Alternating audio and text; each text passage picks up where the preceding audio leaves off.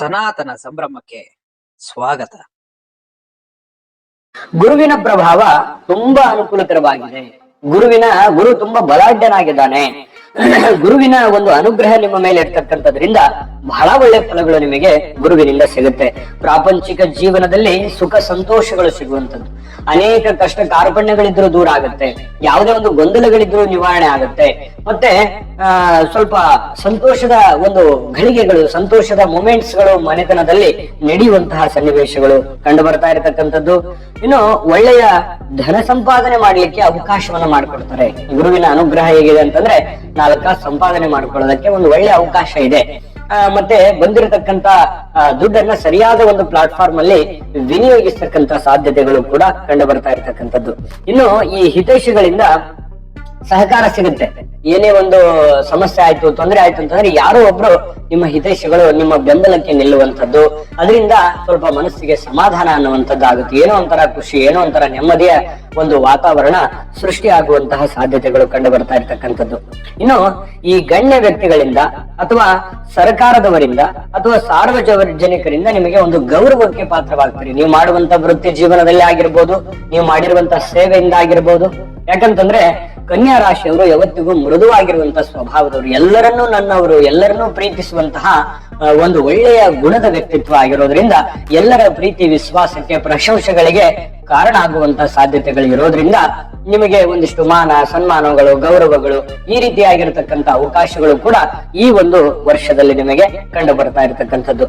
ಇನ್ನು ಈ ಗುರು ಹಿರಿಯರಲ್ಲಿ ವಿನಮ್ರವಾದ ಪೂಜ್ಯ ಭಾವನೆಗಳು ನಿಮ್ಮಲ್ಲಿ ಇರ್ತಕ್ಕಂಥದ್ದು. ಎಲ್ಲರೊಂದಿಗೂ ಕೂಡ ಈ ಹಠಮಾರಿತನದ ಧೋರಣೆ ಅಥವಾ ಯಾರಿಗೋ ನೋಯಿಸುವಂತದ್ದು, ಯಾರ ಮನಸ್ಸು ನೋಯಿಸುವಂತದ್ದು, ಇನ್ನೊಬ್ಬರ ಜೀವನದಲ್ಲಿ ಆಟ ಆಡುವಂತದ್ದು, ಈ ರೀತಿಯಾಗಿ ಯಾವತ್ತಿಗೂ ನಿಮ್ಮ ಜೀವನದಲ್ಲಿ ಬಂದಿಲ್ಲ. ಇದು ನಿಮ್ಮ ಒಳ್ಳೆತನ, ಒಳ್ಳೆ ಗುಣ, ಒಳ್ಳೆ ನಡತೆಗೆ ಜನಗಳು ನಿಮ್ಮನ್ನ ಒಂದಿಷ್ಟು ಪ್ರೀತಿಸುವಂತಹ ಸಾಧ್ಯತೆಗಳು ಕಂಡು ಬರ್ತಾ ಇರತಕ್ಕಂಥದ್ದು. ಅದಕ್ಕಾಗಿಯೇ ಸಾರ್ವಜನಿಕ ವಲಯದಲ್ಲಿ ನೀವು ಪ್ರೀತಿ ವಿಶ್ವಾಸವನ್ನ ಗಳಿಸುವಂತಹ ಸಾಧ್ಯತೆ ಕಂಡು ಬರುತ್ತೆ. ಇನ್ನು ಕಾರ್ಯ ಸಾಧನೆಯಲ್ಲಿ ಅಧಿಕವಾಗಿರ್ತಕ್ಕಂಥ ಧನ ಪ್ರಾಪ್ತಿ ಆಗುವಂತ ಸನ್ನಿವೇಶಗಳಿದೆ. ಅಂದ್ರೆ ನಿಮ್ಮ ಕೆಲಸದಲ್ಲಿ ಸಂಪಾದನೆ ಮಾಡೋದಕ್ಕೆ ಬಹಳ ಒಳ್ಳೆಯ ಅವಕಾಶಗಳು ಈ ವರ್ಷದಲ್ಲಿ ಓಪನ್ ಆಗುತ್ತೆ. ಗುರುವಿನ ಅನುಗ್ರಹದಿಂದ ಏನೋ ಒಂದು ಹೊಸದನ್ನ ಖರೀದಿ ಮಾಡಬಹುದು, ವಾಹನ ಕೊಳ್ಳಬಹುದು, ಮನೆ ಕೊಳ್ಳಬಹುದು, ಸೈಟ್ ಕೊಳ್ಳಬಹುದು, ಹೊಲ ಕೊಳ್ಳಬಹುದು, ಬೆಲೆ ಬಾಳುವಂತ ಒಡವೆಗಳನ್ನ ಕೊಳ್ಳಬಹುದು. ಈ ರೀತಿಯಾಗಿರತಕ್ಕಂತಹ ಒಂದು ಸಂಗ್ರಹಣೆ ಮಾಡತಕ್ಕಂತ ಸಾಧ್ಯತೆಗಳು, ಸ್ಥಿರಾಸ್ತಿಗಳನ್ನ ಖರೀದಿ ಮಾಡುವಂತ ಅವಕಾಶಗಳು ಈ ಒಂದು ವರ್ಷದಲ್ಲಿ ನಿಮಗೆ ಕಂಡು ಬರ್ತಾ ಇರ್ತಕ್ಕಂಥದ್ದು. ಕೈಗೊಂಡಂತ ಕಾರ್ಯಗಳಲ್ಲಿ, ಕೈಗೊಂಡಂತ ಕೆಲಸಗಳಲ್ಲಿ ಒಂದು ಯಶಸ್ಸನ್ನ ಸಿಗುವಂತಹ ಸಾಧ್ಯತೆಗಳು, ಇಷ್ಟಾರ್ಥ ಕಾರ್ಯಗಳು ಸಿದ್ಧಿ ಆಗುವಂತಹ ಒಂದು ಸನ್ನಿವೇಶಗಳು ಈ ಒಂದು ವರ್ಷದಲ್ಲಿ ಗುರುವಿನ ಅನುಗ್ರಹದಿಂದ ಕಂಡು ಬರುತ್ತೆ. ಏನು ಎಲ್ಲ ಒಳ್ಳೆ ಫಲನೇ ಇದೆ, ಸವಾಲುಗಳೇ ಇಲ್ವಾ, ಚಾಲೆಂಜ್ಗಳೇ ಇಲ್ವಾ ಅನ್ನುವಂಥದ್ದು ವಿಚಾರ ಬಂದ್ರೆ ಖಂಡಿತವಾಗಿಯೂ ಸವಾಲುಗಳು ಇದ್ದೇ ಇರುತ್ತೆ. ಯಾಕಂತಂದ್ರೆ ಶನಿ ಪರಮಾತ್ಮನ ಪ್ರಭಾವ ನಿಮ್ಮ ಮೇಲೆ ಯಾವ ರೀತಿ ಆಗುತ್ತೆ ಅನ್ನೋದು ತುಂಬಾ ಇಂಪಾರ್ಟೆಂಟ್ ಆಗುತ್ತೆ. ಹಾಗಾಗಿ ನಿಮ್ಮ ಎಚ್ಚರಿಕೆಗಳು ಯಾವುದು, ನಿಜವಾದ ವಿಡಿಯೋನೇ ಈಗ ಸ್ಟಾರ್ಟ್ ಆಗುತ್ತೆ ಅಂತ ಹೇಳ್ಬೇಕು. ಹಾಗಾಗಿ ವಿಡಿಯೋ ಕೊನೆ ತನಕ ನೋಡಿ ವೀಕ್ಷಕರೇ.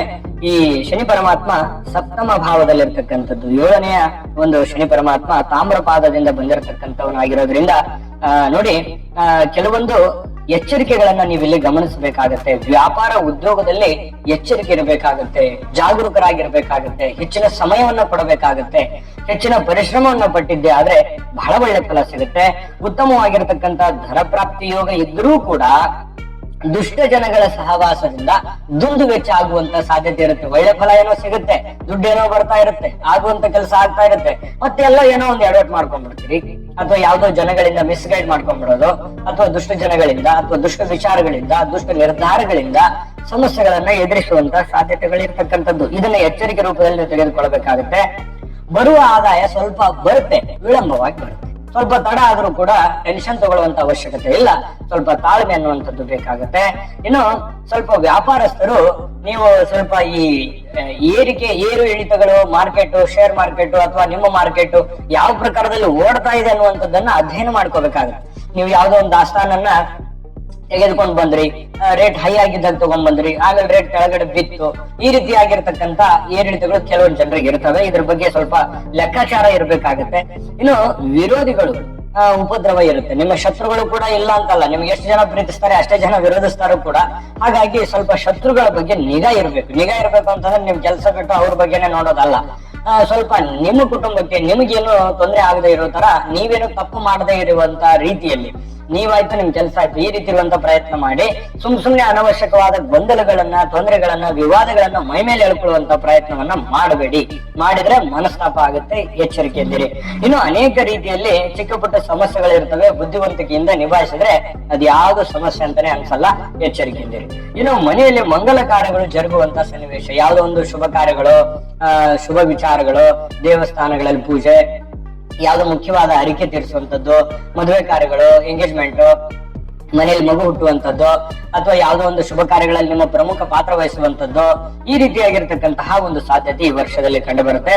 ಇನ್ನು ಲೇವಾದೇವಿ ವ್ಯವಹಾರಗಳಲ್ಲಿ ಲಾಭಗಳು ಕಂಡು ಬರುವಂತಹ ಸಾಧ್ಯತೆಗಳಿದೆ. ಅಂದ್ರೆ ನೀವು ಹಣಕಾಸಿನ ವ್ಯವಹಾರವನ್ನ ಮಾಡ್ತಾ ಇದ್ದೀರಿ, ನಿಮಗೆ ಖಂಡಿತವಾಗ್ಲೂ ಅನುಕೂಲಕರವಾದ ಫಲ ಸಿಗುತ್ತೆ. ಆರ್ಥಿಕವಾಗಿರ್ತಕ್ಕಂಥ ಮುಗ್ಗಟ್ಟಂತೂ ಇದ್ದೇ ಇರುತ್ತೆ, ಅದರ ಬಗ್ಗೆ ಎಚ್ಚರಿಕೆ ಇರಬೇಕು. ಇನ್ನು ವಿರುದ್ಧ ಲಿಂಗದ ವ್ಯಕ್ತಿಗಳ ಜೊತೆಯಲ್ಲಿ ಎಚ್ಚರಿಕೆ ಇರಬೇಕು. ಅಂದ್ರೆ ನೀವು ಪುರುಷರಾಗಿದ್ರೆ ಸ್ತ್ರೀಯರು, ಸ್ತ್ರೀಯರಾಗಿದ್ರೆ ಪುರುಷರು, ಇಂತ ವಿರುದ್ಧ ಲಿಂಗದ ವ್ಯಕ್ತಿಗಳ ಜೊತೆಯಲ್ಲಿ ಸ್ವಲ್ಪ ಎಚ್ಚರಿಕೆಯಿಂದ ಇರ್ತಕ್ಕಂಥದ್ದು. ಇಲ್ಲಂತಂದ್ರೆ ಸುಮ್ನೆ ಕಾಂಟ್ರವರ್ಸಿ ಕ್ರಿಯೇಟ್ ಆಗುವಂತ ಸಾಧ್ಯತೆ ಇರ್ತದೆ. ಇನ್ನು ಸ್ವಲ್ಪ ಮನಸ್ಸಿನಲ್ಲಿ ಏನೋ ಒಂದಿಷ್ಟೆಲ್ಲ ಏನೋ ಏರಿಳಿತಗಳ ಮಧ್ಯದಲ್ಲೂ ಕೂಡ ಹೆಂಗೋ ಸಾಗ್ತಾ ಇರ್ತಕ್ಕಂಥದ್ದು, ಸಕ್ಸಸ್ ಅನ್ನ ಪಡ್ಕೊಳ್ಳುವಂಥದ್ದು, ಅದು ಮನದ ಮೂಲೆಯಲ್ಲಿ ಏನೋ ಒಂಥರ ಚಿಂತೆ ಇರುತ್ತೆ, ಆತಂಕ ಇರುತ್ತೆ, ದುಗುಡ ಇರುತ್ತೆ, ದುಮ್ಮಾನ ಇರುತ್ತೆ. ಅದರಿಂದ ನೀವು ಹೊರಗಡೆ ಬನ್ನಿ, ಧೈರ್ಯವಾಗಿ ಮುನ್ನುಗ್ಗಿ. ಧೈರ್ಯಂ ಸರ್ವತ್ರ ಸಾಧನಂ. ಧೈರ್ಯದಿಂದ ಮುನ್ನುಗ್ಗಿದ್ರೆ ಖಂಡಿತ ಒಳ್ಳೆ ಫಲ ಸಿಗುತ್ತೆ. ಜನರೊಂದಿಗೆ ವಿರೋಧ ಮಾಡ್ಲಿಕ್ಕೆ ಹೋಗ್ಬೇಡಿ, ಒಳ್ಳೆ ಜನರೊಂದಿಗೆ ವಾದ ಮಾಡ್ಲಿಕ್ಕೆ ಹೋಗ್ಬೇಡಿ, ಅವರ ಶತ್ರುತ್ವವನ್ನು ಕಟ್ಕೊಳಕ್ ಹೋಗ್ಬೇಡಿ. ಇನ್ನು ಹಲವು ದೂರ ಪ್ರದೇಶಗಳಿಗೆ ವಿನಾಕಾರಣ ಪ್ರಯಾಣ ಆಗುವಂತಹ ಸನ್ನಿವೇಶಗಳು ಇರ್ತವೆ, ಹಾಗಾಗಿ ಆ ತರದ್ದೇನು ಮಾಡ್ಕೊಳಕ್ ಹೋಗ್ಬೇಡಿ. ಸ್ವಲ್ಪ ಅವಶ್ಯಕತೆ ಇದ್ರೆ ಮಾತ್ರ ಪ್ರಯಾಣ ಮಾಡಿ. ಅನವಶ್ಯಕವಾಗಿ ದುಡ್ಡು ಖರ್ಚು ಮಾಡಿ, ಸಮಯ ವ್ಯರ್ಥ ಮಾಡ್ಕೊಂಡು, ಆರೋಗ್ಯ ಹದಗೆಡಿಸ್ಕೊಂಡು ಈ ತರದ್ದೆಲ್ಲ ಮಾಡ್ಲಿಕ್ಕೆ ಹೋಗ್ಬೇಡಿ. ಇನ್ನು ನೀವು ವಿಶೇಷವಾಗಿ ಸರ್ಕಾರಿ, ಅರೆ ಸರ್ಕಾರಿಯಲ್ಲಿ ಕೆಲಸ ಮಾಡ್ತಾ ಇದ್ರೆ ನೋಡಿ, ಮೇಲಧಿಕಾರಿಗಳಿಂದ ಉಪದ್ರವದಿಂದ ಸ್ವಲ್ಪ ಬೇಸರ ಆಗ್ಬಹುದು. ಆದ್ರೆ ನೀವು ಗಟ್ಟಿಯಾಗಿ ನಿಂತು ನಿಮ್ಮ ಕೆಲಸ ಮಾಡಿದ್ರೆ ಅಷ್ಟೇ ನಿಮಗೆ ಒಳ್ಳೆ ಫಲ ಸಿಗುತ್ತೆ. ವಿರೋಧಿಗಳು ಕಡಿಮೆ ಆಗ್ತಾರೆ, ಶತ್ರುಗಳು ಸೋಲ್ತಾರೆ ನಿಮ್ ಮುಂದೆ.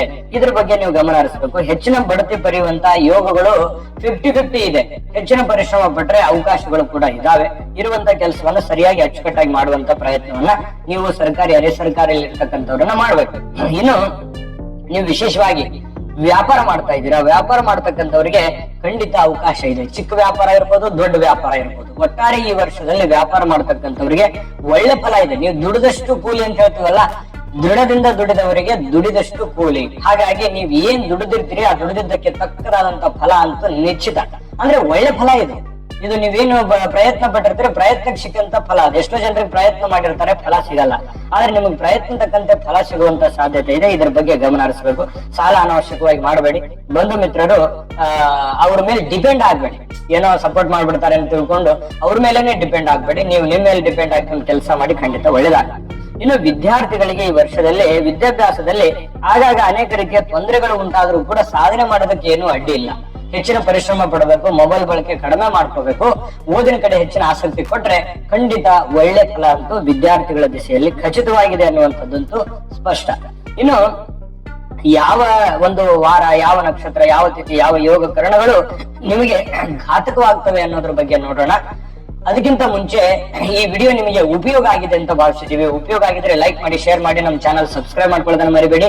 ವಿಡಿಯೋ ಕೆಳಗಡೆ ಡಿಸ್ಕ್ರಿಪ್ಷನ್ ಅಲ್ಲಿ ಲಿಂಕ್ ಇದೆ, ಅಲ್ಲೂ ಕೂಡ 12 ರಾಶಿಯವರ ರಾಶಿ ಫಲದ ಲಿಂಕ್ ಸಿಗುತ್ತೆ. ನಿಮಗೆ ಇಷ್ಟವಾಗಿರ್ತಕ್ಕಂಥ ವಿಡಿಯೋನ ನೋಡ್ಕೊಂಡು ತಿಳ್ಕೊಳ್ಳಿ ಅನ್ನುವಂತ ಮಾತನ್ನ ಹೇಳ್ತಾ, ವೀಕ್ಷಕರೇ, ಭಾದ್ರಪದ ಮಾಸ 5, 10, 15ನೇ ತಿಥಿಗಳು ಶನಿವಾರ, ಶ್ರವಣ ನಕ್ಷತ್ರ ಇವು ಘಾತಕವಾಗ್ತವೆ. ಈ ಸಂದರ್ಭಗಳನ್ನು ಬಿಟ್ಟು ಶುಭವಾರ, ಶುಭ ನಕ್ಷತ್ರ, ಶುಭ ಯೋಗ ಕರಣಗಳಲ್ಲಿ ನಿಮ್ಮ ಶುಭ ಕಾರ್ಯ, ಶುಭ ಕೆಲಸಗಳನ್ನ ಮಾಡಿಕೊಳ್ಳಿ ಅನ್ನುವಂತ ಮಾತನ್ನ ಹೇಳ್ತಾ, ಈ ವರ್ಷದಲ್ಲಿ ಆ ಅನ್ನಪೂರ್ಣೇಶ್ವರಿ ನಿಮ್ಮ ಸಕಲ ಅಷ್ಟೈಶ್ವರ್ಯಗಳನ್ನ ಕೊಟ್ಟು ಕರುಣಿಸ್ಲಿ ಅಂತ ಪ್ರಾರ್ಥನೆ ಮಾಡ್ಕೊಳ್ತಾ, ಸರ್ವೇ ಜನಃ ಸುಖಿನೋ ಭವಂತು.